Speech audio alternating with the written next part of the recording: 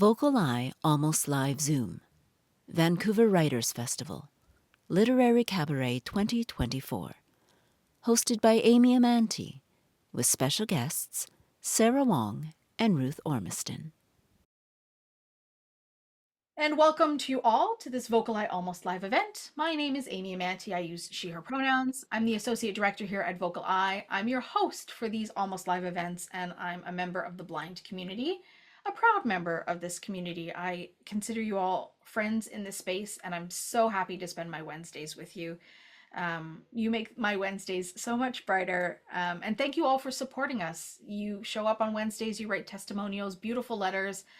We share those with our funders. I laugh and I cry and I'm touched when I read them. So thank you so much for sharing those. Many of you have financially contributed. You help us share the words about our 50/50s. All of those things are so greatly appreciated. So thank you so much for all of what you do to support VocalEye. If folks happen to be joining us on our YouTube channel, and we hope that you do, you can also support VocalEye. You can hit like and subscribe. You can subscribe to our newsletters, and you can follow us. You can do all sorts of things. So please continue to support VocalEye and the work that we do to make theater accessible for people who are blind and partially sighted through live description. VocalEye's broadcasting to you all from the traditional and unceded or stolen lands of the Coast Salish peoples, in particular the Squamish, Musqueam, and Tsleil-Waututh First Nations.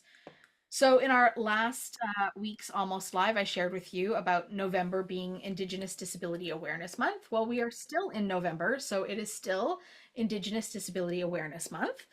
And I wanted to just continue to roll with that. So Indigenous Disability Awareness Month is the only Indigenous disability specific awareness initiative of its kind in the world. And it's the United Nations had recommended this to Canada officially, and it was declared that November was going to be IDAM annually. And as I was doing some research to inform myself about, some of the additional barriers that Indigenous peoples face, I was coming across a whole bunch of stuff. And I came across this CBC podcast called Breaking Barriers. Unreserved marks Indigenous Disability Awareness Month. And in this podcast, there is, it's about 45 minutes long-ish. There's a woman that's interviewing a couple of different folks about Indigenous Disability Awareness Month, their experiences and whatnot. And there's one woman that is talking about, an Indigenous woman who's talking about her experience in a hospital environment. And she tells this story about being in an operating room, just about, that moment just before you're going under anesthetic. And you're there and everybody's around you and the drip's going and all that kind of stuff, and one of the nurses comes over and points at her tattoo and says, "Oh, that's a prison tattoo." And this woman is awake, and she's saying to the interviewer that yes, it's a tattoo that is put on in a traditional Indigenous way, so it's a stick and poke method, kind of a way of putting permanent ink on the skin. But it's not an Indigenous tattoo, so it's not a pattern that's Indigenous in any way. But the assumption that because she's an Indigenous woman, that this must be a tattoo that she got in prison is an additional barrier that many Indigenous people face, that non-Indigenous people typically don't face. In a hospital environment, that assumption that that there's an intersection between indigeneity and jail time. So it was just one additional layer as I was listening to her tell this story that I just thought, okay, this is what people talk about when they talk about intersectionality and privilege. And I thought it was really interesting and really important, and I'm gonna share this link with you all through our follow-up emails, and if folks are watching on YouTube, through the YouTube description section or comment section. And if you want to access this podcast, I really recommend that folks take a listen to it. So that's what I want to offer with my land acknowledgement, as this will be the last Wednesday in November that we meet, and we can honor Indigenous Disability Awareness Month. So it is Wednesday. It's November the 27th, 2024. And tonight we're proud to offer you our Almost Live event number 166. Tonight we are joined by the Vancouver Writers Festival friends. We got Ruth, we got Sarah in the space, and we're going to share the literary cabaret with you all tonight. It's a time-honored tradition in this space. So why don't we welcome in Ruth and Sarah? Where's my Ruth? Where's my Sarah? Hi. Hi, Hi, this is this is Ruth. there's Thanks for Ruth. having me. There's Hi, Sarah. Sarah. Hi, Sarah. So, folks may remember Sarah. Sarah's joined us many times with the Literary Cabaret and with the Capture Fest and with some other things, Sarah, as you've worked with VocalEye time and again over the years. But Ruth is new to the space. So, welcome, Ruth. Maybe we will get Ruth to introduce themselves first because you're new. And then we'll get Sure. Sarah to reintroduce to the space. Yeah. So, Ruth, what do we need to know about you as we embark on our conversations tonight? Yeah. I'm Ruth. My pronouns are they, them. I'm a white person in my late 20s, wear glasses, and I've selected my background today as the swamp from the movie Shrek. So very niche, maybe. I don't know. But I'm really excited to be here. I work seasonally as the access coordinator for Vancouver Writers Festival. This was my third festival. And so I work with what we call our accessibility roundtable. Amy has been a part of that since its start 3 years ago. And so it is a roundtable of consultants with a wide range of lived experience who provide us with lots of great feedback to make the festival more accessible. And I'm really grateful to play a small part in that. And yeah, when I'm not working for festivals, I also design books. So I like to do crafts. I like art. Yeah, that's me. Thanks for having me. Did not know you designed books. I do. Yeah. Like covers, book covers, or I do covers and I also do like the typesetting. So cool. like yeah, picking the fonts, making sure everything is laid out nicely. I want to do more ebooks, but so far mostly just print. Yeah. Yeah. Very interesting. All the stuff that most people don't want to do. Yeah. I love it. I love it. Yeah. Sarah, why don't you reintroduce yourself to our community? Thank you, Amy. Thank you, Ruth. My name is Sarah Wang. My pronouns are she, her. I am a 32-year-old, 32, yeah. Asian female. My hair now is just under my shoulder length, and I wear glasses. And my background is, I'm guessing it's an aerial view of books being somewhat open in their V shapes, or it could be a stack of falling books. But yep, it's in my background. I work as the programming coordinator at the Vancouver Writers Fest, and I help our artistic director place authors and books into groups and then get them to the festival to do their events and get them to talk and all sorts of things. And I've been working with Ruth for 3 years now as well. And I'm just so grateful that Ruth is with us at the festival and here tonight as well to give more context into this great event. Thanks, Amy. Yeah. So this is really great. This year's festival, I was going to say all the festivals take place in October. So give us a little bit of background about the Writers Fest, just for some context. How long has the Writers Fest been going on? What's the purpose of the festival? Those kinds of things, just for some context. Who wants to take that one on? I'll start with a bit. Okay, So I believe that the festival was founded in the late 80s because 2 years ago we celebrated our, I think, 35th anniversary. So this year would have been our 37th anniversary. Wow. And it was founded by Amelie, who is the founding artistic director, and Loren's one person. And both of them just really wanted to make sure that Vancouver had a very strong literary scene that could bring in both local and international authors, which they've done, and subsequent artistic directors have done as well. And then we have a flagship festival in October, like you said. But the great thing about this festival is that we also have year-round events. So, we can't always force a book to be published around, September, October, November. Some great gems come out, let's say in February, and we want to make sure that we celebrate them as well. So we have year-round events. We also have education events for youth. So I would say that the entire year is pretty exciting. And obviously, the festival is just really a microcosm of that as well. Ruth, what do you think? I think that you summed it up excellently. I don't know if there's anything I would add. Yeah. Just to mention, I think that we have our digital festival coming up, and that's something that we want to continue growing. And I think in terms of accessibility, it's something that we can continue making more accessible. And Mm. as someone who likes to do a lot from home, it also Yes, is great for that. So that's the only thing I would add. absolutely.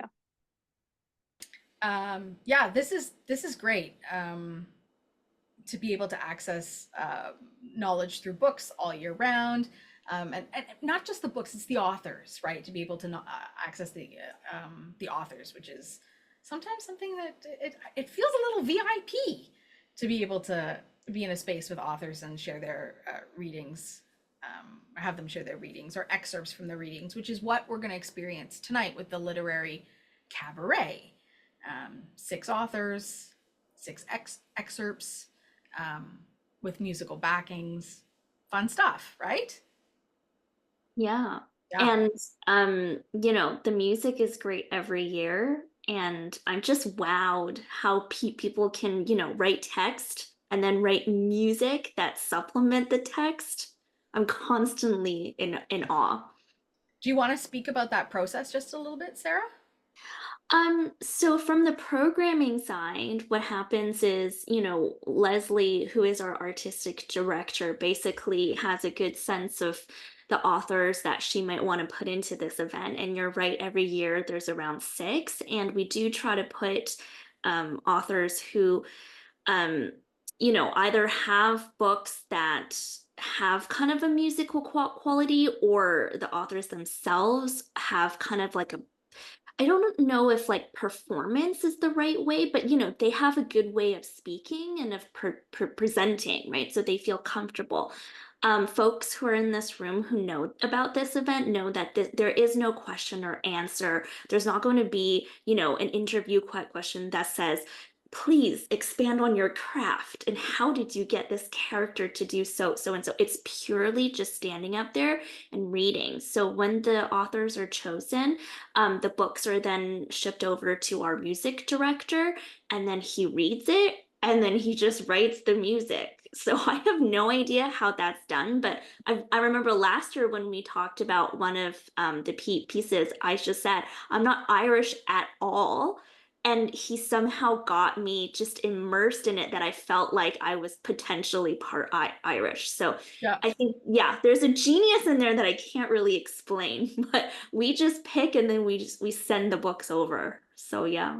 Well, that is the quality of a good musical director and good musicians. Yeah, for sure. So, Ruth, is there anything else we need to know about the literary cabaret before we go ahead and hit play?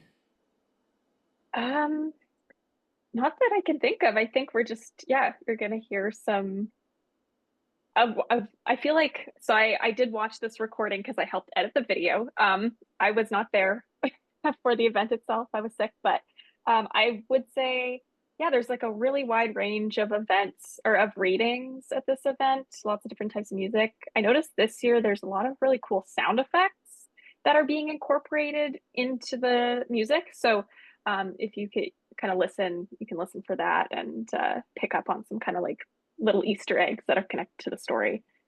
And yeah, that's all I would add. Yeah. Okay, friends, so for some context, I'll let you know how tonight's going to unravel because these are excerpts from novels read by the authors. So there's going to be a host, an MC. There's going to be a set of 3 authors that start and then an intermission. So we'll do about 5 or 6 minutes where Ruth and Sarah and I will come back and just fill space so y'all can have a little bit of a stretch.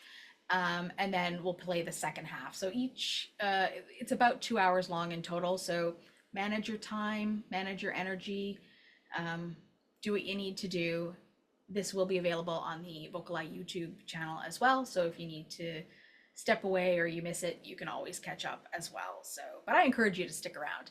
And then afterwards, Ruth and Sarah will be here to talk about the authors, talk about the books. They're very knowledgeable about this stuff, so you can ask any questions that you need to, and also they'll share with you about how you can get the audiobooks if you want to experience the full books.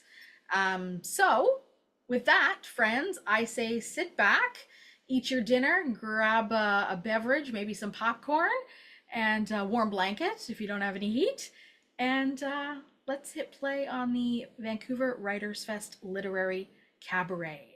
Due to copyright restrictions, this featured presentation has not been recorded. Please check below for more information, including links to the material if it is hosted elsewhere. That was the Literary Cabaret from the Vancouver Writers Festival. I really tried to do the call and response, but I didn't get all my doop doop doopity doopy doos right all the time. But I sure tried. Did either of you do the call and response? I'm ashamed to say I did not. You did not. Rude. I chickened out. Did you do it, Sarah? I am about a couple of hours too slow in reflexes at the moment. So I'm still at his Ray Charles song. I love Ray Charles, and I don't know that song, so I'm going to have to listen to the original.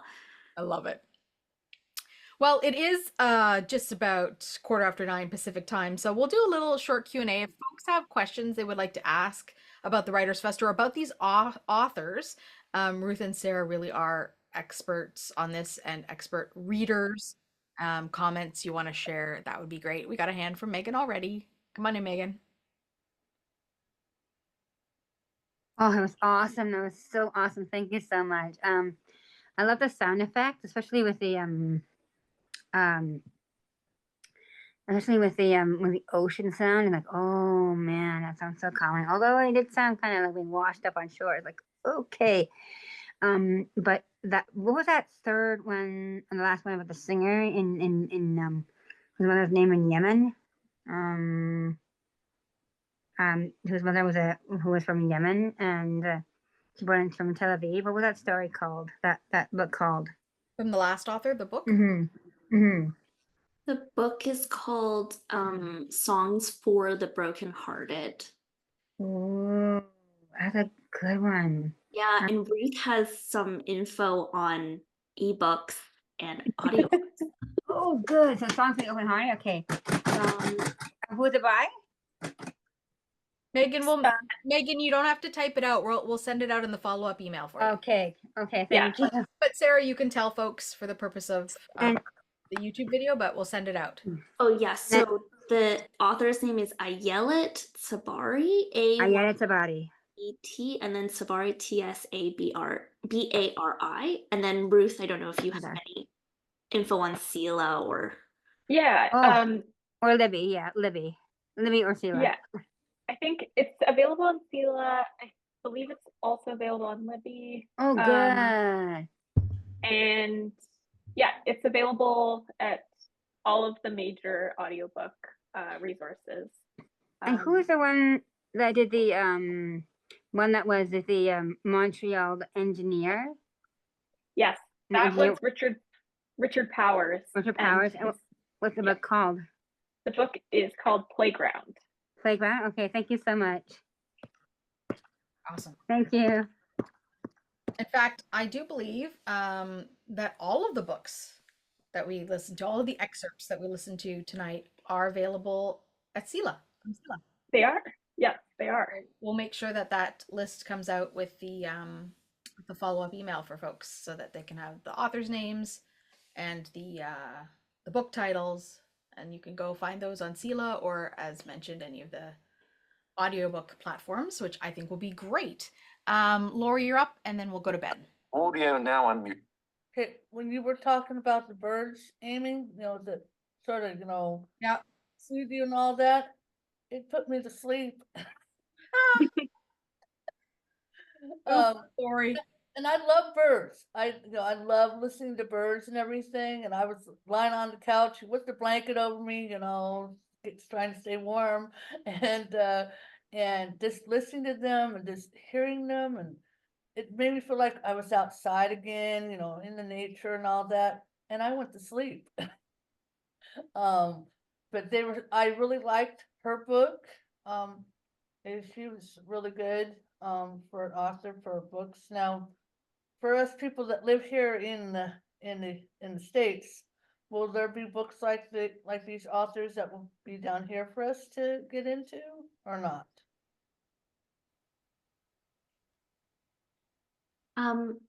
I feel like I don't know too much about the audiobook side, so I think Ruth will definitely have more information on that. But these books are all from, I would say, quite big publishers, if not the biggest publisher in the world, Penguin. And they're definitely going to be available in ebook and audiobook format, but the specifics, maybe Ruth knows, or we could research more. Go ahead, Amy. I'm sure audible.com and is it the Library of Audible Congress? and the Library of Congress that we have here in Sacramento in the States. You can get stuff on Bard, I think, and a lot of these books that you can get on Sela, you'd be able to get on Bard. But I don't, because I have Bard and then I have Audible, are the two ones that I use. Yeah. Left parent /Enright. But thank you for my my relaxation for the evening. No problem. After the day I had, I needed it. Good for you, Lori. And once folks get the access to the list, then you can find a more unique service if you need to, because it's pretty hard to research all of the services that are available. Okay, thanks for that, Rita. So we'll go to Ben, and then Rita has a hand too. So come on in, Ben, and then we'll go to Rita. Okay. So I am going to, I've got a question, and then I would like to ask the I cannot pronounce your name. Are you talking about Ruth or Sarah? Ruth. Okay. Are you open to some feedback? Me? Yeah, always. Okay. First of all, I'm gonna say, congratulations. You drew us into this. The audio was a little choppy, but it came in well. The second question, and now it's the question that I have, and then I will have to drop off. Is what made you decide to put this together? Was it kind of a spur of the moment thing? I think so. First of all, I do agree. The audio it's a bit jarring at first, and I did try to edit it a bit, but I don't know that that's on your end, Ruth. I think that might be a gremlin within. And I think it's a combination of things. It's partly the live audio, how it was saved, a lot of different things. But I think it did smooth out as the video went on. In terms of like putting this together, I don't know if Sarah, do you want to take that, because that's more of a programming question, like how? Yeah. I think Ben, are you talking about like how the event comes together? Yeah, like how did you come up with the event of this and get it to the wonderful people here, that type of thing. Okay, yeah. So, hi Ben, it's Sarah. And Sarah, I was gonna ask, are you, if I research you guys a little further, are you interested in potentially me writing a little article about what I saw for you guys, and then I can email it to you guys directly? Yeah, I mean, we would love to put you in touch with our team. So we have, we have team members who specifically deal with reviews and publicity, and we would always love to hear your feedback for sure. I think that's one of the reasons why we love to bring this event and other events to audiences, because you never know, some folks have great insights. And to answer your other question, this event has actually gone on for many years now. I would say like it definitely predates me and Ruth by many years. And it's one of, like, we call it like a staple event because it happens every year. It's one of our like fastest ones that sell out as well. So how we put it together, well, we definitely keep this event in mind, because every year it is actually set at a specific day and time. So we actually keep that in mind as we're getting pitches and authors coming in, to think, okay, well, this person might have an event on the first Monday, but because we really want them to be at the Lit Cab, which always happens on a Saturday night, we have to make sure that they can stay for, let's say, the entire week. We also, for some folks who might have really musical writing, some folks are very shy and don't like to present, or they want to talk about craft more, or they want to talk about the background context of this book more. So that might also not work. So we do have to ask many folks. And as you heard, right, through out this night, you have a band leader. Ruth also mentioned the fact that, like, this is a recording of many different sounds in that space. And then obviously we are replaying this recording on a digital space. So obviously there's going to be a bit of like an audio lag and whatnot. But as you can tell, just by that aspect, there are dozens of folks involved. So it all comes down to, obviously Leslie makes the curatorial decision, but the very decision of like, where is this mic going to be placed so we can hear that drum really well, to how is this author going to say this part, and then that bird sound is going to land right when they say that word. It's like all of this is a job for a specific person.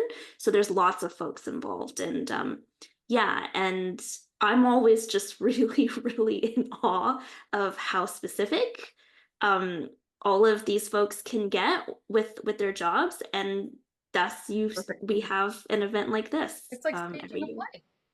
Yeah. It is. Yeah. Right? Yeah. And there's so many like technical words. When I hear it, I feel like just running out of the room because I have no idea what to do. But yeah. Well, thank you.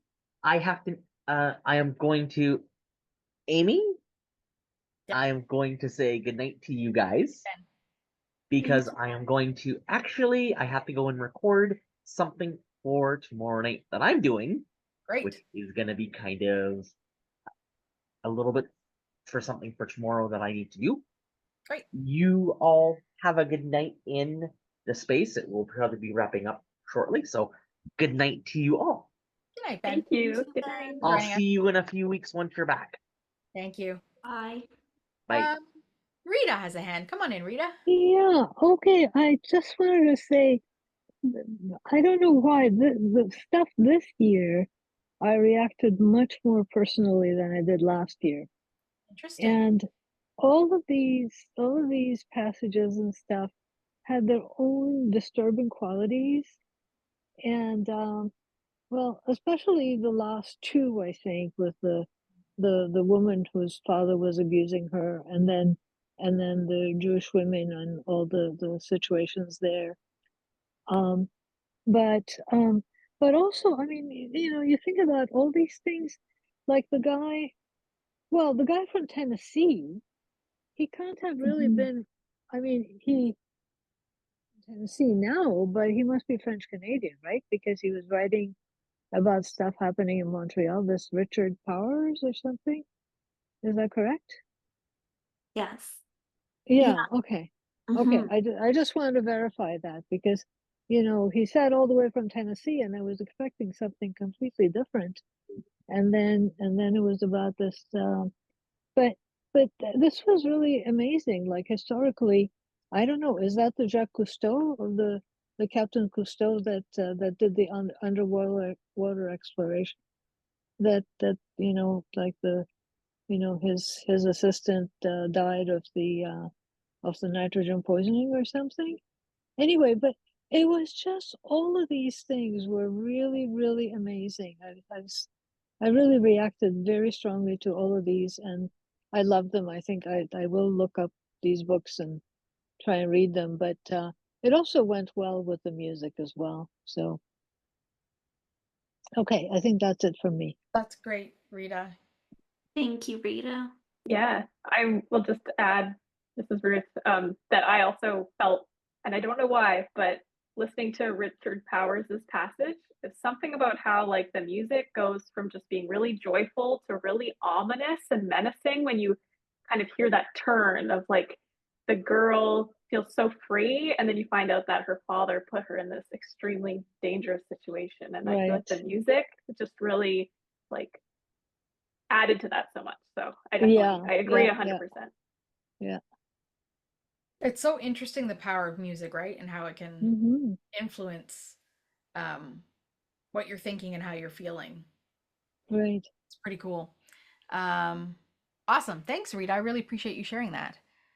Okay. There's another hand. It's Louise. Come on in, Louise.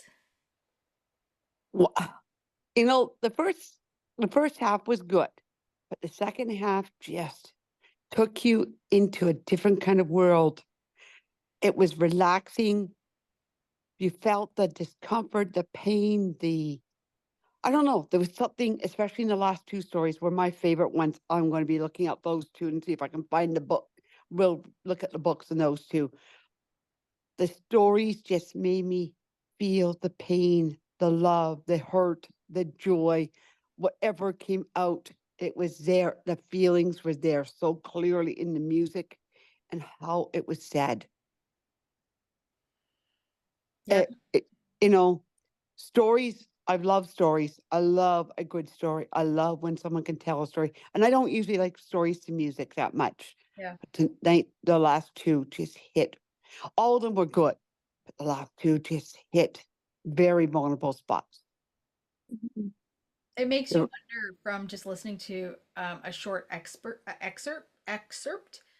uh, um, how much you get from that one excerpt, how varying the whole book will be, yeah. right? Or is there some joy in it? Is there a good, is there, does it explain it more? Does it give you more feeling? Does it, you know, does it reach the same depth as that short story did? Mm. Yep, that's a great observation, Louise. Ruth actually told me to, like the next half, when we were done the first half, the next half was going to be, quite different. And I thought, yeah, sure. But then when that Richard Powers background music came on, I was like, Yeah. whoa, When this it's like the is different. bass and Yeah, the traffic noises and just like the drum that just drives it forward. Yeah. yeah, it's Yeah. amazing. Yeah. How long do the musicians get from the time they read the book to the time the literary cabaret happens? I would say, and that's a really great question because to be honest with you, they don't actually get the books at the same time. because we always have some books that kind of, they take a while to get in. Some are not published until very close, if not after the lit cab. So we try to get as many advanced copies as possible. But to answer your question, I would say maybe they get an average of like 2 months. So they have to read, and these are hefty books, most of them. So they have to read, and then they have to think about it, I'm sure. And then we put them in contact with the authors as well. So the authors can sometimes get a say, or even send a playlist and say, oh, I love this, So it takes them, I would say, 2 months, which I feel like for me isn't even enough to read one book at times. Yeah. So yeah. So 6 hefty books, probably rather complicated in terms of subject matter in a lot of ways. Mhm. And then you have to compose. Yeah. Compose. Then you have to rehearse and practice and build in all the sound effects and all that kind of stuff. That's a lot. Yeah. And Amy, just to add one kind of tidbit from the programming side, but they actually rehearse, the band, the music director rehearse with the authors just a few hours before the actual event. That's their only time together. So they're just going in one by one. Everyone has about like half an hour. You listen, you say what you need to say, right? You check the pacing, and then boom, the next author is in, and then it's showtime. Well, good musicians can do that. Mm-hmm. Yeah, good musicians can do that. Yeah. This is awesome. Any thoughts that you all want to share about any of these authors, things that you want to leave behind for our audience to think about? From Sarah or Ruth? I just want to reiterate, Ruth put in such an important and good point in that we have our digital festival that's coming up. So if you want to hear some of these authors, maybe not just read from their books, but maybe talk a little bit about their books in other formats, you could definitely check that out. I thought it was an incredible year. I'm very sad because just 4 hours before Lit Cab, I got COVID. So I'm so grateful to watch this with all of you tonight. And, I'm super, super, like, I cannot emphasize this enough. I'm so excited for the work that Ruth has been doing for the past months here, and that they will do. So I'm really excited. And Ruth, I don't know what you are excited about. You've been working so hard on the digital festival. Yeah, I think we're working. I've been like in the thick of editing and captioning and all that good stuff. So yeah, definitely like Amy, if it would be helpful for folks, I can send you a Word doc with like the list of events that we're going to have for the digital festival and who's attending. So if people want to check that out, can definitely do that. It runs for a whole month, so there's lots of time to listen to all of. I think we have 25 events, so there's a lot to choose from. Wow. But yeah, I'm deep in the captioning and editing and all that good stuff. So it's been a lot of fun to work on, and yeah, it's exciting. Like I said, I like to be able to just like lie in bed and watch things, and it's a good way to do that. So, yeah, especially if you're an avid reader, right? Rita's got a hand up again. Come on in, Rita. I have a question. Yeah, you were saying about a digital, event kind of a thing. Festival. And when is that?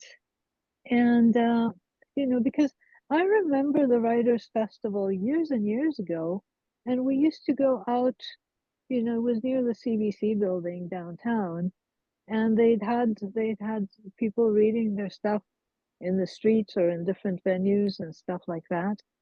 And I don't know if they're still doing it like that now. I mean, the last few years, I don't think I've done a thing out. So I don't know what's happened, recently, but also if they're doing a digital thing, when and how does it work out? yeah. I think that must have been before my time. The first part you were mentioning about reading out outside in the street. But for the digital festival, we do have our passes on sale. I think they just went on sale yesterday or today. But we do have some pay what you can options. I have to check on more details of, but basically you get access to a YouTube link, just like we played tonight. And the festival runs from December 16th through to January 31st. So over a month, about 6 weeks. And yeah, we basically have a YouTube library of events. And I will be honest, I'm not sure how like screen reader friendly that is, but if anyone has any issues or anything, you can always get in touch with me and we can get you set up so that you can watch those events. Okay. Yeah. So is it like YouTube stuff that you watch, or are you able to interact with the authors? Like, are they live when you get on in this digital festival? That's a really good question. So if they aren't live, they are all recordings from the festival that happened in October. So we record most of the events, and then we just pick ones that we think people will really like, or ones that we feel like turned out really strongly. So they unfortunately aren't live. They don't have that interactive component, but they are a good taste of what we have at the festival for folks who couldn't make it or want to review events that they really enjoyed the first time and that. Yeah. Okay. All right. And the live festival here in Vancouver happens on Granville Island. Oh, okay. Yeah. So various venues. This is awesome. This is always one of my favorite events. I really love spending time in this space with y'all, and I don't get enough time to read, so this forces me to sit down and learn about new authors and new books. I always feel like I'm a little behind I don't know, what's current in books, and just because I don't have my finger on the pulse on what's going on in those kinds of trends and top picks and all those kinds of things. So so I like this because it makes me feel like I'm up to date in some ways. So there you go. Ruth, Sarah, thank you so much for sharing this in our almost live space. It's really great to have Sarah back and Ruth joining us for the first time in this space. I'm excited for hopefully what comes next year for the Literary Cabaret, and always excited to see what we can do in person if the dates align for local folks. But it's always great to have something here in this space because we have so many people that join us from outside of the Vancouver area, and even some folks that are local that just it's a rainy night or whatever, it's dark out, it's the wrong time of year to be traveling, or are not well enough to travel. So there's lots of reasons why people just like to do it from their couch or from their bed, right, Ruth? Yeah, exactly. Yeah, you got it. So thanks very much for joining us in this space. Really appreciate you spending your time with us tonight. Well, thanks so much for having me, and yeah, it's always great. Awesome. Thanks, Ruth. Thank you. Thanks. Good night. Thank you. Bye. Good night. VocalEye, vocaleye.ca. Special thanks to our funders, the Canada Council for the Arts, the British Columbia Arts Council, the Province of British Columbia, and the City of Vancouver.